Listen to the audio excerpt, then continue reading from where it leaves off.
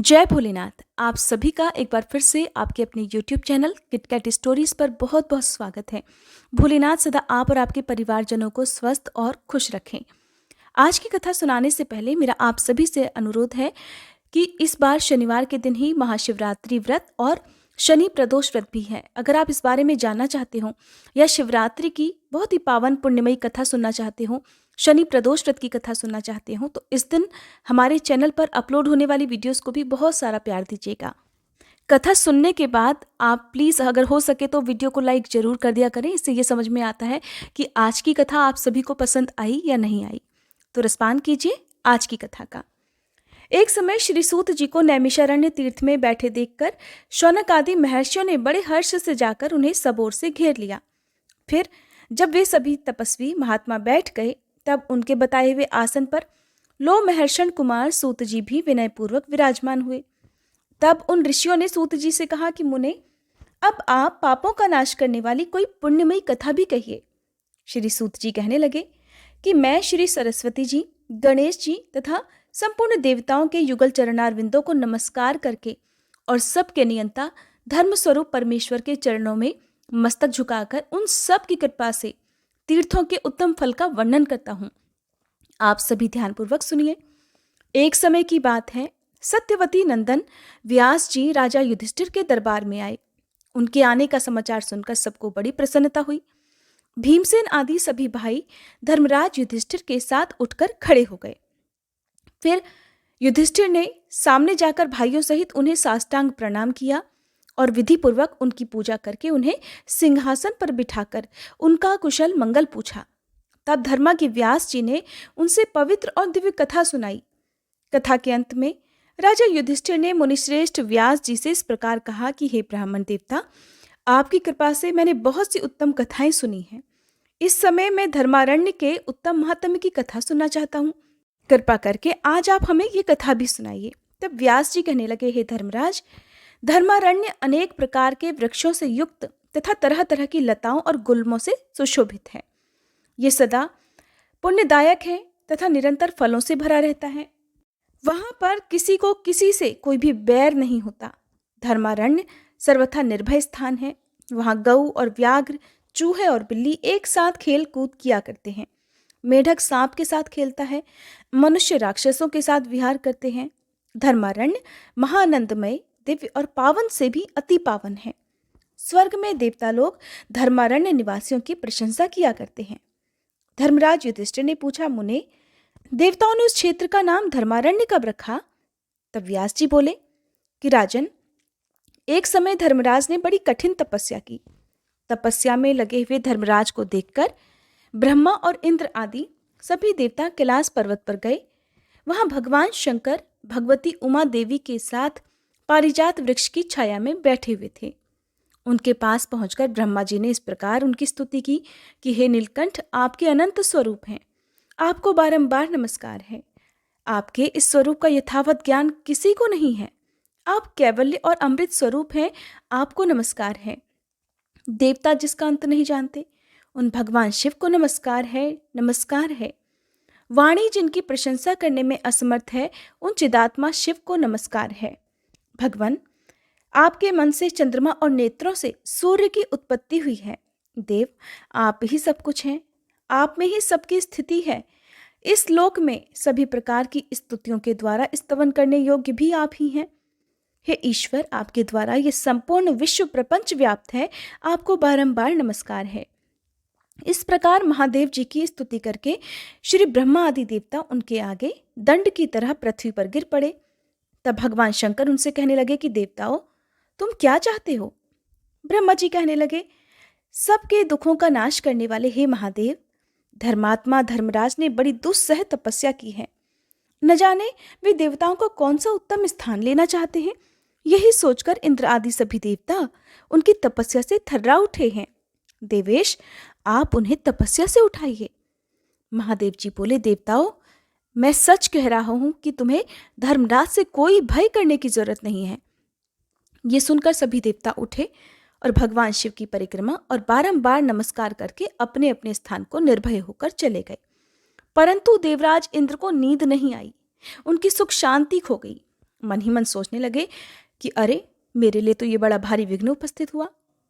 धर्मराज ने मेरा इंद्र पद हड़प लेने के लिए ही ये कठिन तपस्या प्रारंभ कर दी है। ऐसा विचार करते हुए इंद्र ने देवताओं से कहा कि देवतागणों, मैंने बहुत क्लेश उठाकर जिसे प्राप्त किया है उसी को धर्मराज क्या मुझसे छीन लेना चाहते हैं? ये सुनकर देवगुरु बृहस्पति जी बोले, फिर तो हे देवराज, इनकी तपस्या में विघ्न डालने के लिए वहां उर्वशी आदि अप्सराओं को भेजा जाए। उन सभी को भगवान शिव की बात पर और उनके द्वारा दिए गए आश्वासन पर भी विश्वास नहीं हो रहा था। इसके बाद वे तरह तरह के उपाय सोचने लगे। तब देवराज इंद्र ने अप्सराओं से कहा कि तुम सब लोग शीघ्र ही धर्मारण्य को जाओ और जहां पर धर्मराज दुष्कर तपस्या में लीन है वहां पहुंचकर उन्हें इस प्रकार लुभाओ कि जिससे वे अपनी तपस्या से भ्रष्ट हो जाएं, उनका ध्यान भंग हो जाए।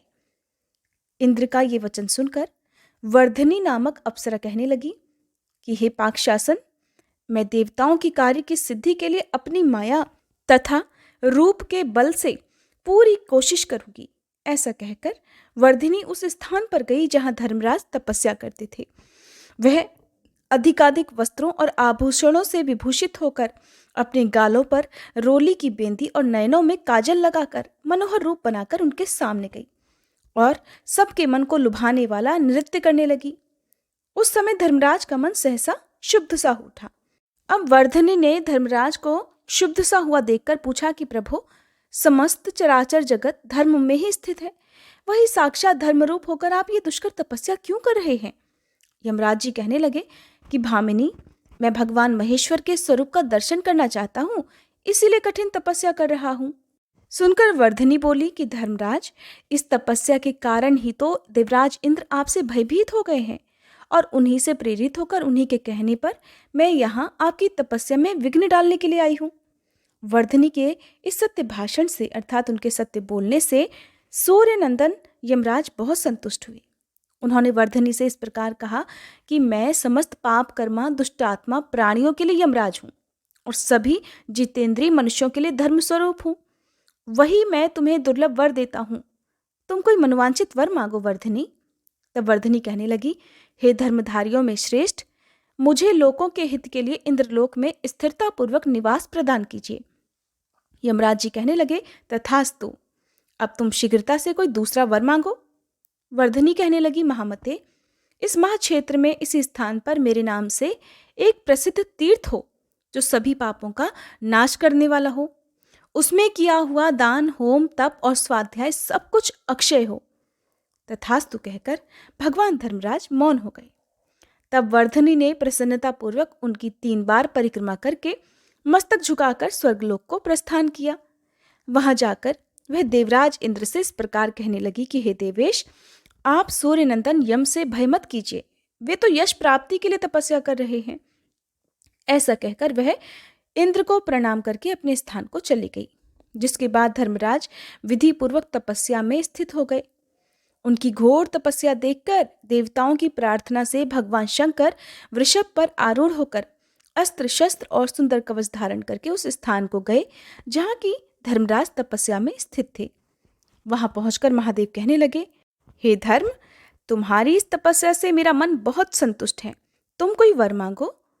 इस प्रकार संभाषण करते हुए भगवान महेश्वर को देखकर धर्मराज अपनी समाधि से उठकर खड़े हो गए। दोनों हाथ जोड़कर शुद्ध वचनों द्वारा उन्होंने लोकनाथ भगवान शिव की इस प्रकार स्तुति की कि हे भगवान, आप सब पर शासन करने वाले ईश्वर हैं, आपको नमस्कार है। योग रूपी आप परमेश्वर को नमस्कार है। हे नीलकंठ, आपका स्वरूप तेजोमय है, आपको नमस्कार है। ध्यान करने वाले मनुष्य आपके स्वरूप का जिस प्रकार चिंतन करते हैं उसके अनुरूप ही विग्रह धारण करके आप प्रकट होते हैं, आपको नमस्कार है। आप नित्य सौम्य सुख स्वरूप और श्रीहरि हैं, आपको बारंबार नमस्कार है। हे लोकपाल, आपको नमस्कार है। आप रुद्र, भीम और शांत स्वरूप हैं, आपको नमस्कार है। हे चंद्रशेखर, आपके सभी अंगों में भस्म लगा हुआ है, आपको नमस्कार है। आपके 5 मुख और 3 नेत्र हैं, आपको बारंबार नमस्कार है।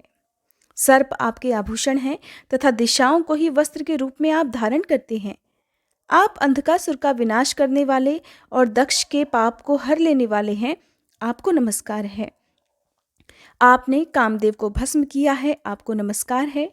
हे प्रभु, मेरे द्वारा की गई इस स्तुति को जो पाठ करे और पवित्र होकर तीनों काल इसको पढ़े अथवा सुने, वह सभी पापों से मुक्त होकर कैलाश धाम को जाए। इस प्रकार धर्मराज जी ने प्रणाम करके जब बड़ी भक्ति से भगवान शिव की स्तुति की, तब शिव जी कहने लगे, महाभाग, तुम्हारे मन में जो कोई इच्छा हो उसके अनुसार कोई वर मांगो। यमराज कहने लगे, हे प्रभु, अगर आप मुझे मनोवांछित वर देते हैं तो इस महाक्षेत्र में आप मेरे नाम से प्रसिद्ध होकर निवास कीजिए। यह स्थान धर्मारण्य के नाम से तीनों लोकों में प्रसिद्धि प्राप्त करे। महादेव जी कहने लगे, धर्मराज, ये स्थान प्रत्येक युग में सदा धर्मारण्य के नाम से विख्यात होगा। तुम्हारे मन में अगर कोई और इच्छा है तो बताओ, मैं उसे भी पूर्ण करूंगा। धर्मराज कहने लगे कि भगवान, 2 योजन विस्तार वाला ये उत्तम स्थान मेरे नाम से प्रसिद्ध तीर्थ हो और ये समस्त देहधारियों के लिए पवित्र और सनातन मोक्ष स्थान हो। महादेव जी बोले, एवमस्तु। एक अंश से इस तीर्थ में मेरी भी स्थिति होगी। तुम्हारे इस निर्मल स्थान को मैं कभी नहीं छोड़ूंगा। यहाँ मेरे नाम से विश्वेश्वर नामक महालिंग प्रकट होगा। ऐसा कहकर महादेव जी वहीं अंतर्ध्यान हो गए, जिसके बाद वहां एक अद्भुत लिंग प्रकट हुआ। धर्म के द्वारा स्थापित किया हुआ वह लिंग धर्मेश्वर के नाम से प्रसिद्ध हुआ। उसका स्मरण और पूजन करने से मनुष्य सभी पापों से मुक्त हो जाता है। धर्मराज ने वहीं पर एक धर्मवापी का निर्माण किया जो बड़ी मनोरम है। अगर आप धर्मेश्वर महादेव जी के मंदिर के बारे में जानना चाहते हैं तो मैं आपको बता दूं कि 2 बहुत प्रसिद्ध मंदिर हैं, जिनमें से एक हिमाचल में तो दूसरा बनारस में है।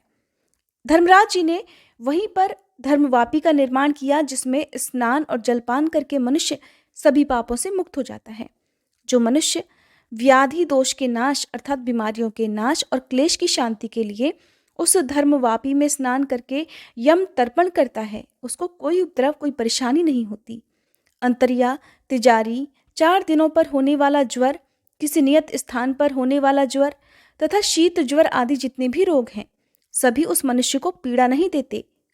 जो मनुष्य उस परम पुण्यमयी धर्मवापी में स्नान करके शमी के पत्ते के बराबर भी पिंडदान करता है, वह गर्भवास को नहीं प्राप्त होता और महाभयंकर कुंभीपाक, रौरव तथा अंध, तामिश्र आदि नरक से भी मुक्ति पा जाता है।